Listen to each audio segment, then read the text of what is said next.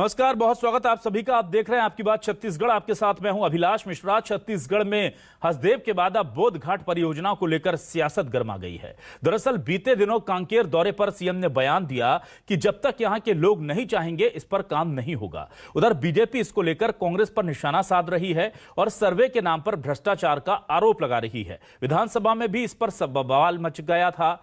अब विपक्ष ने सरकार को डीपीआर बनाने की चुनौती तब दी थी और यह कहा था रमन सिंह ने तो साफ तौर पर कि इस परियोजना को पूरा करना तो दूर, आप तो इसका सर्वे तक नहीं करा पाएंगे। हुआ भी वही। सर्वे पर करीब 12 करोड़ रुपए खर्च करने के बाद सरकार इस पर यू टर्न ले रही है। अब क्या इसके पीछे मंशा जनता की महत्वाकांक्षा, उनकी इच्छा को तवज्जो देना है या इसके पीछे कोई और सियासी कारण है, और इस पर सियासत कितनी प्रचंड हो रही है, इसी पर होगी आज आपकी बात।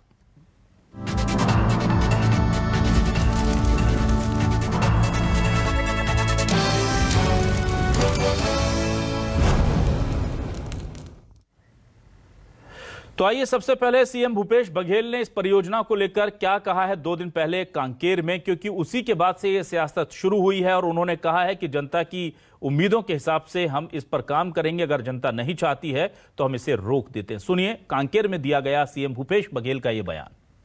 वहाँ सिंचाई योजना ज्यादा लागू होने के कारण जल स्तर भी नीचे जा रहा है। इन सब बातों को ध्यान में रखते हुए मैंने बोध घाट प्रोजेक्ट की बात की थी, लेकिन यहाँ के लोगों ने थोड़ा सा पिछले समय आंदोलन भी हुआ था, प्रदर्शन भी किए थे, तो मैंने एक निर्णय लिया कि जब तक कि यहाँ के लोग डिमांड नहीं करेंगे तब तक उसका निर्माण नहीं कराना है। और उधर इस पूरे मामले को बीजेपी ने हाथों हाथ लपक लिया है। बीजेपी से केदार कश्यप ने इस पूरे मामले को उठाते हुए सीधे आरोप लगा दिया कि यह पूरा मामला भ्रष्टाचार से जुड़ा है। 12 करोड़ से ज्यादा खर्च कर दिया और बीजेपी पहले ही कह रही थी कि यह परियोजना जो है जमीन पर आना मुश्किल है, क्योंकि इससे आदिवासियों का नुकसान है, जंगल का नुकसान है, जमीन का नुकसान है, जानवरों का नुकसान है। पहले इस पर काम हुआ था, रोका गया था, दोबारा इसे शुरू करना ही गलत था। केदार कश्यप क्या कह रहे हैं, सुनिए। घाट परियोजना जो कि एक विद्युत परियोजना है और 1980 की रूपांकित योजना है, उसे छत्तीसगढ़ की कांग्रेस सरकार सिंचाई परियोजना के नाम से एक भ्रामक प्रचार किया और उसके सर्वे के नाम पर उसका जिस तरीके से विज्ञापन, उसका जो होर्डिंग्स इत्यादि में खर्च करने के बाद करोड़ों रुपए, लगभग 50 करोड़ से ऊपर की राशि इसमें खर्च हो चुकी है और लोगों को शब्द साथ दिखाए गए, सपने दिखाए गए, केवल और केवल डीपीआर बनाने के नाम पर, सर्वे करने के नाम पर उन्होंने करोड़ों रुपए का भ्रष्टाचार किया है। और आइए अब आपको वो बयान भी सुनाते हैं सीएम भूपेश बघेल का कि पहले उन्होंने क्या कहा था इसी परियोजना को लेकर के, जिसके बाद अब जब उन्होंने जनता की इच्छा को तवज्जो दी है तो बीजेपी को मौका मिल गया है सियासत का। पेयजल के लिए पानी नहीं मिला, सिंचाई कहां से पानी मिलेगा? तो जिस दिन आप लोग चाहेंगे उस दिन बोध घाट शुरू होगा, लेकिन उसके पहले नहीं। लेकिन हमने इंद्रावती का पानी यदि तेलंगाना वाले सिंचाई करे तो ठीक है, लेकिन बस्तर में सिंचाई नहीं होना चाहिए, ऐसा लोग मांगते हैं। ये बेहद दुर्भाग्यजनक। और रविंद्र चौबे क्या कह रहे हैं इस पूरे मामले पर, यह भी सुन लेते हैं। बेबुनियाद बात करने का भारतीय जनता पार्टी का लगभग चरित्र में आ गया है।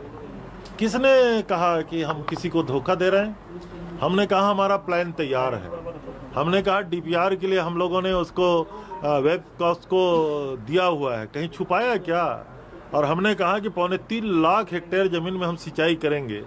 लेकिन अंतिम बात यह है कि बोध घाट पे बस्तर वासियों की सहमति के बाद ही काम प्रारंभ किया जाएगा। आदरणीय मुख्यमंत्री जी ने इस बात को सार्वजनिक कहा, तो इसमें धोखा किस बात की है? पूरे भारतीय जनता पार्टी के शासनकाल में गलत नीतियों के कारण महानदी का हमारा पूरा जो बेसिन है, सारे सिंचाई के काम रुक गए हैं।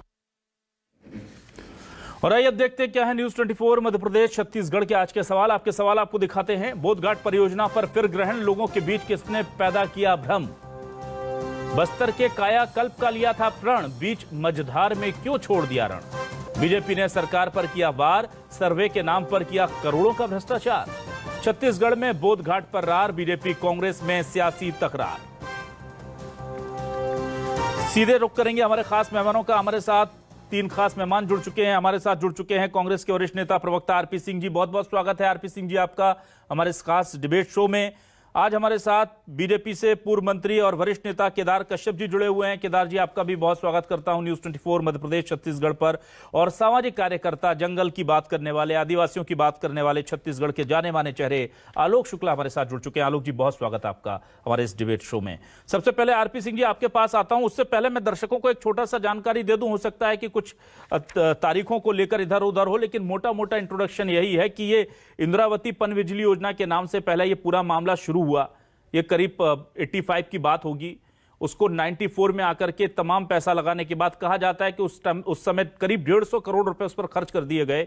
और फिर उसको 94 में जाकर के ये कह करके कि जंगल को नुकसान है, जमीन को नुकसान है, आदिवासियों का कल्चर खत्म हो जाएगा, तमाम चीजें करने के बाद उसको रोक दिया गया। सीएम भूपेश बघेल की जब सरकार बनी तो उन्होंने कहा कि हम इसे दोबारा लेकर के आते हैं। वहां भी काम शुरू हुआ और उसके बाद करीब, अब बीजेपी कहती है 50 करोड़, कांग्रेस शायद 12 करोड़ के आसपास का कोई आंकड़ा देती है, पर वहां भी डीपीआर के नाम पर करोड़ों रुपए खर्च हुए। और अब यह कहा गया कि नहीं, जनता की अगर इच्छा नहीं है तो हम इसको अभी फिलहाल रोक रहे हैं। यह तमाम बैकग्राउंड था इस खबर का। आरपी सिंह साहब मुझे यह बताइए कि ये दोबारा से काम शुरू करने से पहले एक बार जनता से पहले पूछ लेते तो 10, 12, 20 करोड़ या जो भी 50 करोड़ या आप लोग जाने कितने करोड़ बच जाते। थोड़ा सा ऐसा नहीं लगता कि देरी हो गई जनता के नब्ज समझने में आपको? अभिलाष भाई, मेरा आपसे एक आग्रह बहुत छोटा सा जी। मैं चाहता हूं कि कार्यक्रम की शुरुआत हमारे वरिष्ठ साथी और यहाँ पर ये 15 साल मंत्री रहे केदार भाई से की जाए जी, ताकि भारतीय जनता पार्टी क्या चाहती है मैं वो समझ लूं, फिर सरकार का पक्ष रखूं। तो मेरा आपसे आग्रह बहुत हम्बल आग्रह है। आरपी सिंह जी आपका आग्रह बिल्कुल। केदार जी के पास आ जाता हूं। केदार जी देखिए, आपके प्रति सम्मान भी है और आपकी लाइन क्या है पार्टी की? दरअसल आरपी सिंह साहब वो भी जानना चाहते हैं कि आप चाहते क्या हैं, बने परियोजना या ना हो ये प्रोजेक्ट पर काम, क्या चाहते हैं? देखिए अभिलाष जी, आरपी सिंह जी ने मुझे मौका दिया है जी, और अब जैसा कि वहाँ पर स्थिति है, वो स्थिति वहाँ के लोग उसके खिलाफ में है।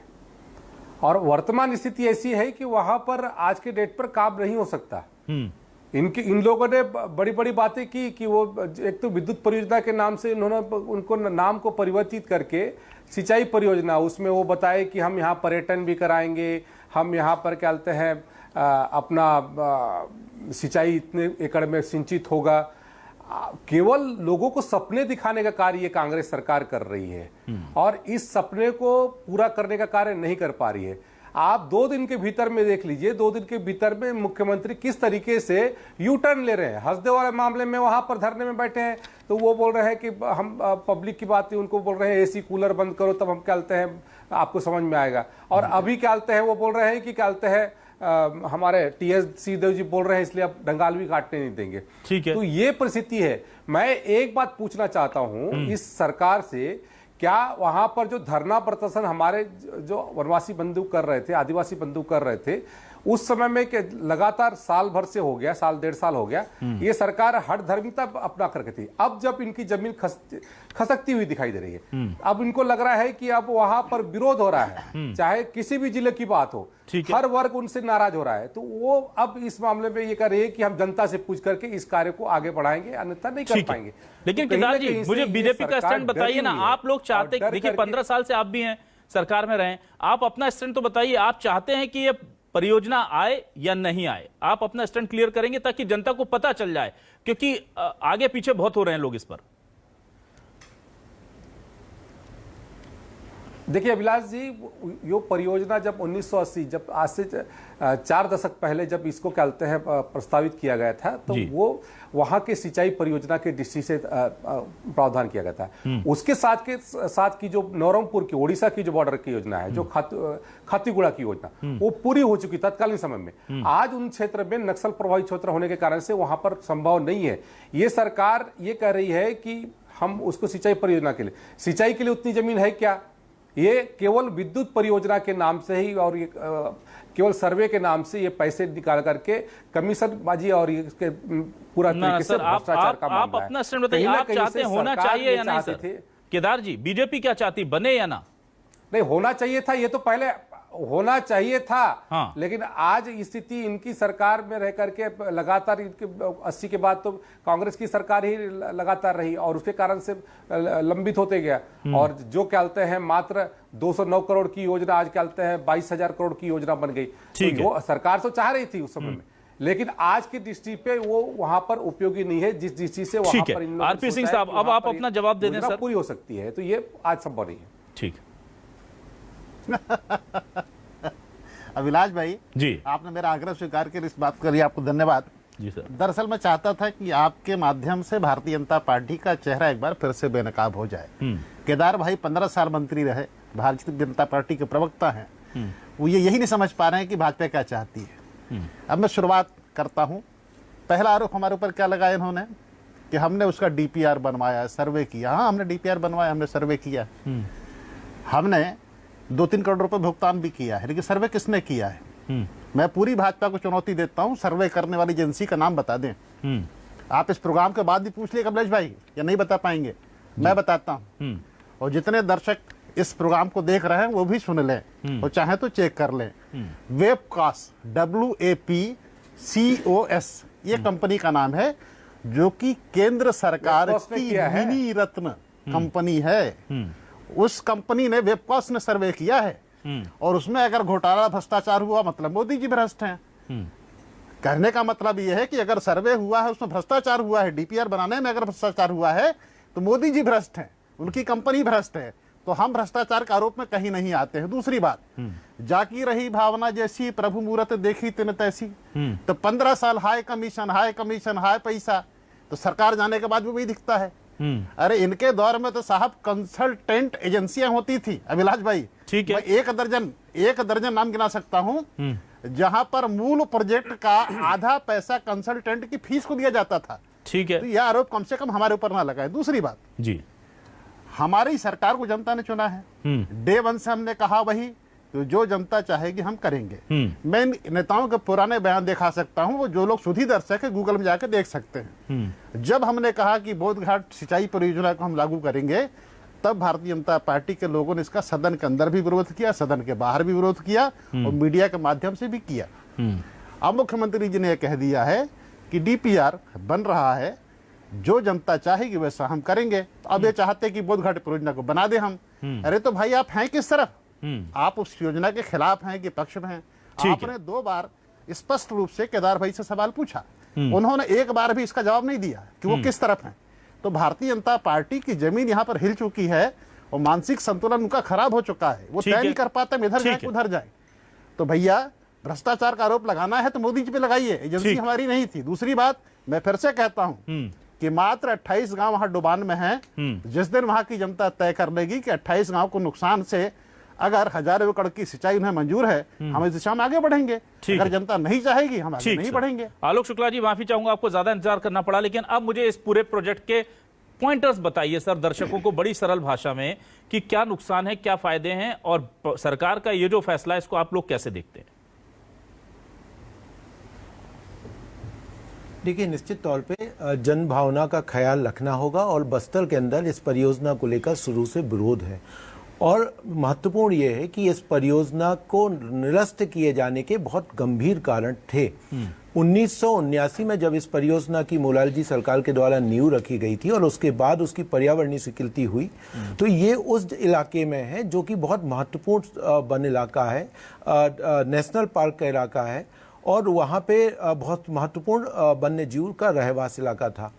और इसकी यहाँ पे जो वन स्वीकृति दी जानी या नहीं दी जानी, इसको लेकर भारतीय वन्यजीव संस्थान ने एक अध्ययन किया था, और एक विशेष समिति उस समय डिपार्टमेंट ऑफ एनवायरमेंट हुआ करता था, MOF नहीं था, उसके द्वारा एक कमेटी बनाई गई थी। और इस कमेटी ने इस इलाके का अध्ययन करने के बाद निष्कर्ष ये निकाले थे कि यदि ये परियोजना, क्योंकि उस समय ये सिंचाई कम विद्युत परियोजना ज्यादा थी, और निष्कर्षों के आधार पर यह कहा गया कि यदि ये परियोजना बनेगी तो बहुत ही समृद्ध वन इलाका डूब जाएगा, वन्य प्राणियों पे बहुत गंभीर प्रभाव पड़ेंगे। और इससे सिंचाई, क्योंकि जो बस्तर का इलाका है वहां पे वैसे भी कृषि जमीन की उपलब्धता कम है और जो कमांड एरिया है वो कोई समतली जमीन नहीं है, पहाड़ी इलाका है जहां तक पानी पहुंचाना बहुत आसान नहीं है जी। और आपको याद होगा कि जब इस परियोजना की बात आ रही थी तो वर्तमान मुख्यमंत्री कह रहे थे कि हम लिफ्ट इरिगेशन करेंगे, जो व्यवहारिक नहीं था। तो ये तमाम पर्यावरणीय कारण और परियोजना की व्यवहारिकता को देखते हुए 1994 में अंततः इसकी वन स्वीकृति 1989 में इसकी वन स्वीकृति देने से मना किया गया और 1994 में इसका जो पर्यावरणीय स्वीकृति को निरस्त किया गया और इस परियोजना तो पूर्ण रूप से ठंडे बस्ते में और उस डाल समय दिया गया। सचिव जो थे टी.एन. शेषन साहब हुआ करते थे कि आलोक जी, और जिनकी ईमानदारी की लोग आज मिसाल देते हैं। बिल्कुल जी बिल्कुल। तो मतलब ये कुल मिलाकर के जंगल के और बस्तर के में लिया गया फैसला था। बिल्कुल, और इसीलिए जब इस परियोजना को पुनः शुरू करना था तो मुझे लग रहा है कि उन पुराने अनुभवों को सरकार को देखना चाहिए था, उन बैकग्राउंड को देखना चाहिए था। और एक पता नहीं ये क्या हास्यास्पद मामला है कि बिना अध्ययन किए और जिस तरीके से इसके प्रचार शुरू कर दिए गए, वोट घाट बनेगा, होर्डिंग बनाने शुरू कर दिए गए।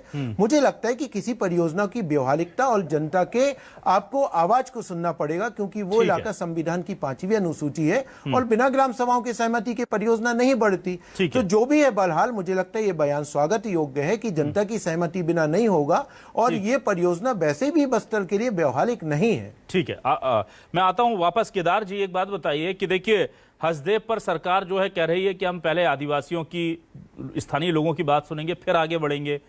अब बोध घाट पर भी सरकार कह रही है, तो ये तो आपको स्वागत करना चाहिए। आप तब भी विरोध कर रहे थे, अब भी विरोध कर रहे हैं। जब बना रहे थे तब भी विरोध हो रहा था, अभी भी विरोध हो रहा है। कहीं तो खुलकर के बोलिए। बहुत अच्छा काम किया आपने, कम से कम देर से ही सही जाग गए।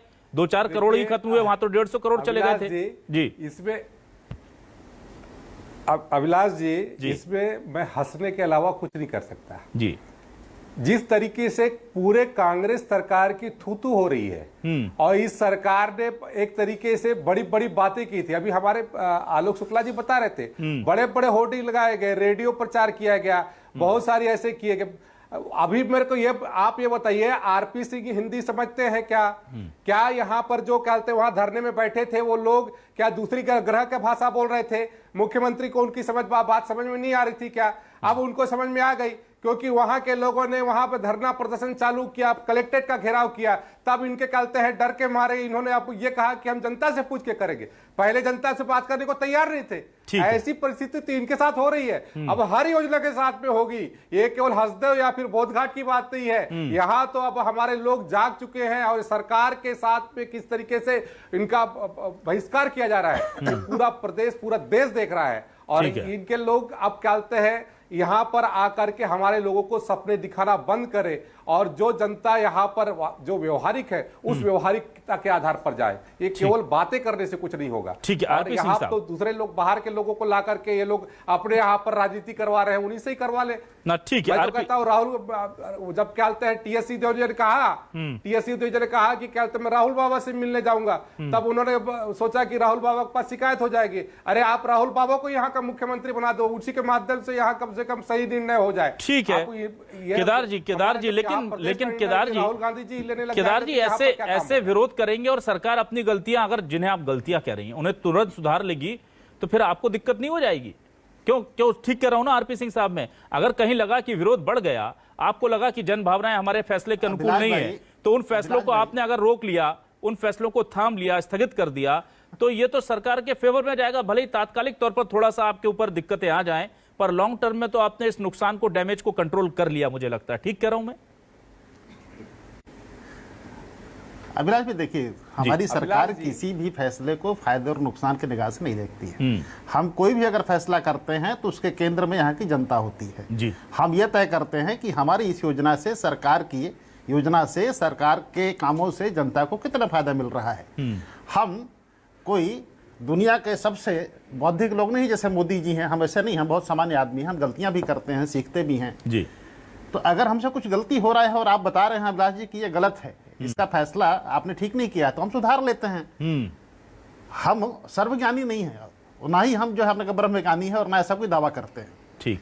सवाल इस बात का है कि भारतीय जनता पार्टी एक लाइलाज बीमारी से ग्रस्त है।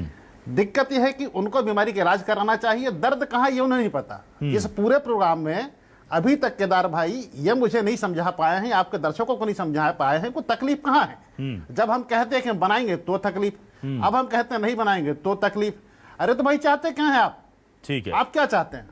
हसदेव में अगर पेड़ कटते हैं तो आप विरोध करते हैं, मुख्यमंत्री कहते हैं कि पेड़ तो छोड़िए एक डगाल नहीं कटेगी तो आप विरोध करने लगते हैं। चाहते क्या हैं आप?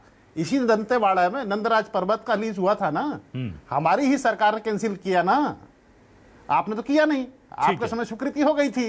ठीक है, तो हसदेव को भी हम खारिज कर देंगे, मुख्यमंत्री जी ने कह दिया है। तो सवाल इस बात का है कि आपकी राजनीति सिर्फ मात्र विरोध पर आधारित है। आपके पास कोई विजन नहीं है, आपके नेता के पास कोई विजन नहीं है, उनके पास विजन के नाम पर खाली टेलीविजन है। तो इस रास्ते पर मत चलिए भाई, इस प्रदेश का भला करना है। अगर आपके पास कोई क्रिएटिव कोई राजनीतिक सुझाव है तो हमें बताइए, हम उसको मानने को तैयार बैठे। आलोक जी के पास आता हूं। आलोक, 15 साल जो आपने प्रदेश को बेचा है, वो लूटा है, कमीशन खोरी किया है, उस निगाह से इस सरकार को मत देखिए। ठीक है, ये छत्तीसगढ़ीय सरकार है, किसान का बेटा मुख्यमंत्री है, ना वो कमीशन खाता है ना कमीशन खाने देगा। ठीक है, के साथ काम करता है और प्रदेश को आगे बढ़ाने का काम करता है। आरपी सिंह जी, ठीक है। आलोक शुक्ला जी, मैं ये जानना चाह रहा था कि पहले हसदेव पर हमने देखा कि सरकार ने, खुद सीएम बघेल ने टोन डाउन किया, पेन डाउन किया उस पर कि ठीक है हम इसको रोकते हैं, अभी अगर इच्छा नहीं है वहां के जनप्रतिनिधियों की और जनता की। और वो जानते थे, सीएम बघेल जानते थे कि जब वो ये बयान देंगे तो उसको लेकर के विपक्ष को मौका मिलेगा, लेकिन उस चीज को उन्होंने फेस करने का मादा दिखाया। उन्होंने कहा, पब्लिकली कहा कि ठीक है अगर वो नहीं चाहते तो हम पेड़ तो क्या एक डाल भी नहीं काटेंगे। फिर अब हम देख रहे हैं कि बोधघाट पर भी इस तरह का कुछ डिसीजन वो ले रहे हैं। हम देख रहे हैं कि 3-4 महीने से मनरेगा कर्मी हड़ताल पर थे, आज जाकर के वहां पर भी जाकर के उन्होंने बातचीत की और उस हड़ताल को खत्म कराया। तो सरकारें अगर सीखती जा रही हैं और वक्त के साथ साथ बहुत सारे डिसीजन बदलते भी रहते हैं, कोई जरूरी नहीं है कि 2 महीने पहले जो मुझे चीज सही लग रही थी 2 महीने बाद भी सही लगे, उसकी जो उसका रेफरेंस है वो चेंज हो जाता है कई बार। तो आपको क्या लग रहा है कि अगर इसी दिशा में कांग्रेस आगे बढ़ती है, अपने डिसीजन को रोकती है जनता की भावनाओं के अनुरूप, तो ये उसके फेवर में जाएगा, या चूंकि उसने इनिशिएट किया था बीजेपी से भुना पाएगी? जनता के बीच में मैसेज क्या जा रहा है, खासतौर से आदिवासियों के बीच में? देखिए, निश्चित तौर पे कोई भी परियोजना यदि सरकार लाती है वो परियोजना जनभावनाओं के आधार पे होनी चाहिए, जनता क्या चाहती है। दूसरा बहुत महत्वपूर्ण है कि उसके व्यापक पर्यावरणीय प्रभाव क्या होंगे, क्योंकि जलवायु परिवर्तन संकट के दौर हैं। चाहे हसदेव का मामला हो चाहे बोधघाट का मामला हो। बोधघाट परियोजना तो यहाँ तक कि कांग्रेस के घोषणा पत्र में ही नहीं थी, लेकिन वो लेके आए, चलिए उस गलती को सुधारा। मुझे लगता है इसी तरीके से हसदेव पर भी जो मुख्यमंत्री का कल बयान है वो महत्वपूर्ण बयान है, और बयान को अमली जामा पहनाते हुए उसके निरस्त करने के आदेश भी जारी करने चाहिए ताकि हसदेव के लोग आंदोलन से वापस आ पाए। महत्वपूर्ण यह है कि देखिए, लोकतंत्र के अंदर जनता की आवाज को, सत्ता को सुनना चाहिए, और जब जनता की आवाजों को अनसुना किया जाता है तो अंततः आक्रोश बढ़ता है, और इसी आक्रोश का नतीजा है कि बीजेपी आज प्रदेश में विपक्ष में बैठी हुई है। मुझे लगता है कि हसदेव के मुद्दे पर भी पिछले 100 दिनों से आंदोलन चल रहा है। पदयात्रा करने के बाद शायद स्थिति नहीं आनी चाहिए थी, जब पदयात्रा करके लोग पहुंचे थे रायपुर, उसी समय राज्य सरकार ये निर्णय ले सकती थी। लेकिन बहरहाल यदि अभी सरकार को लग रहा है कि नहीं, हसदेव में जो उनका निर्णय है और जो राहुल गांधी ने कहा है कि जो अनुमति दी गई उसके खिलाफ है और आंदोलन जायज है, शीर्ष नेतृत्व की आवाज को सुनते ही ये बाल यहां से वहां फेंकने की बजाय हसदेव का भी मुझे लगता है ठोस निर्णय कागज के रूप में बहुत शीघ्र सामने आए तो एक अच्छा संदेश प्रदेश की जनता के बीच में जाएगा वर्तमान सरकार को लेकर, और ये मुझे लगता है कांग्रेस को मजबूत करेगा छत्तीसगढ़ के अंदर। ठीक है, केदार कश्यप जी, मुझे ये बताइए, डिसीजन जब हसदेव का हुआ तो आपने कह दिया कि ये तो राहुल गांधी जी ने कह दिया और टीएस बाबा जी ने सार्वजनिक बयान दे दिया, इसलिए इनको मजबूरी में डिसीजन लेना पड़ रहा है। बोधघाट में तो ऐसा कोई सियासी बवाल नहीं था, ना ही आलाकमान ने कुछ कहा था, ना कुछ था, सिर्फ जनता की डिमांड थी। तो बोधघाट में तो अब इसके लिए क्या आपको लगता है कि ये भी जनता के हिसाब से नहीं किया, इसका भी पीछे कोई और कारण है कांग्रेस का? बस पूरे बस्तर में जिस तरीके से मुख्यमंत्री के कार्यक्रम का बहिष्कार किया जा रहा है, आप चाहे अभिलाष जी तो मैं आपको वीडियो दे देता हूं, वहां पर जिस तरीके से मुख्यमंत्री को कहते हैं काले झंडे दिखाए जा रहे हैं, जिस तरीके से उनके कार्यक्रम का बहिष्कार किया जा रहा है, जिस तरीके से वहां पर चक्का जाम किया जा रहा है, प्रदर्शन किया जा रहा है, रैलियां की जा रही है, उसके कारण से मुख्यमंत्री बस्तर जाने से पहले डरे हुए हैं कि वहां पर कुछ ऐसी घटना न हो जिससे कहते हैं वहां उनको इस स्थिति का सामना करना पड़े। ठीक है, मैंने पहले भी कहा था कि बोधघाट परियोजना 1980 के दृष्टि में प्रासंगिक था, लेकिन आज के दृष्टि पे वो व्यवहारिक नहीं है, वहां पर हो नहीं सकता। ठीक है, ये सरकार उसको बदल करके केवल भ्रष्टाचार करने की दृष्टि से इस कार्यक्रम को आगे किया था। ठीक है, और तो उसके केदार कारण जी, से इस सरकार केदार जी का अंतिम सवाल आपसे छोटा सा लेता हूं। केदार जी मुझे ये बताइए कि आपको लगता नहीं कि आप ऐसे सारी गलतियां कांग्रेस की उसको नोटिफाई कराते जाएंगे और वो रेक्टिफाई करती जाएगी तो दिक्कत तो चुनाव में जाके आपको हो जाएगी ना? इनके पास कुछ लूप होल्स भी तो रहने दीजिए। नहीं, हमको कोई दिक्कत नहीं है। ये तो गलतियां कर रहे हैं, बहुत सारी गलतियां और भी है। अब इनकी गलतियों में इनके उस पे ये सुनने को तैयार हो तब ना। ये तो आरपी सिंह जी 10 सेकंड आपको दे रहा हूं सर, 10 सेकंड में अपनी बात कर लें। आरपी सिंह साहब की क्या स्थिति है? ठीक है, आरपी सिंह साहब 10 सेकंड बस। देखिए, भारतीय जनता पार्टी के मित्रों के आरोप को सुनकर हंसी आती है। मेरी बात सुनिए जी। अगर मुख्यमंत्री भारतीय जनता पार्टी के विरोध से घबराए रहते तो बस्तर की यात्रा की शुरुआत उन्होंने की सुकमा से, तो इस बात की घोषणा सुकमा में करते, वो कांकेर में थोड़े करते जो कि बस्तर का अंतिम जिला है और जहां से मैदानी क्षेत्र समाप्त हो जाता है। तो ये जो इनके कुतर्क हैं, ये पहले तय कर ले चाहते क्या है, ये चाहते क्या है, फिर आरोप लगाएं। चलिए ठीक है सर। भारतीय जनता पार्टी का ये मादा है कि हमारा विरोध कर सके इस राज्य में? ना ठीक है। वेंटिलेटर पर पड़ी हुई पार्टी अंतिम सांसें गिन रही है, अगले चुनाव में खत्म हो जाएगी। ठीक है सर। आरपी सिंह साहब बिल्कुल ठीक है। आलोक जी, आज आलोक जी के लिए थोड़ी सी ना, केदार जी ठीक है, आलोक जी जैसे लोग और बस्तर के आदिवासियों के लिए आज थोड़ी राहत भरी खबर जरूर आई है, क्योंकि जिस तरह से हसदेव के बाद बोधघाट को लेकर के सरकार पीछे हट रही है, उससे हमारे जंगल, जमीन और जानवर को लेकर के, जल को लेकर के थोड़ी सी राहत बन रही है, उम्मीद बन रही है। बस्तर का जो असल स्वरूप है वो बचा रहेगा तो विकास धीरे धीरे आ ही जाएगा, लेकिन ऐसा ना हो कि विकास के नाम पर विनाश हो जाए। सरकार ने कुछ फैसलों को, बड़े फैसलों को वापस लेने का मादा दिखाया है। अब जनता की अदालत में सरकार का पूरा ये पक्ष है, वो जनता कैसे तय करती है आने वाला वक्त बताएगा। लेकिन एक चीज जरूर है कि कांग्रेस सरकार अब बड़े डिसीजन ले रही है और वो पूरी तरह से लग रहा है कि चुनावी मोड में आ चुकी है। बीजेपी क्या इसे भुना पाएगी या बीजेपी इन फैसलों पर बाद में पछताएगी कि सरकार ने उस वक्त अपनी गलतियों को सुधारा? ये भी वक्त बताएगा। बहुत बहुत शुक्रिया तीनों ही मेहमानों को, आरपी सिंह जी आपका, आलोक शुक्ला जी, केदार कश्यप जी आपका भी बहुत बहुत शुक्रिया। तमाम दर्शकों को नमस्कार।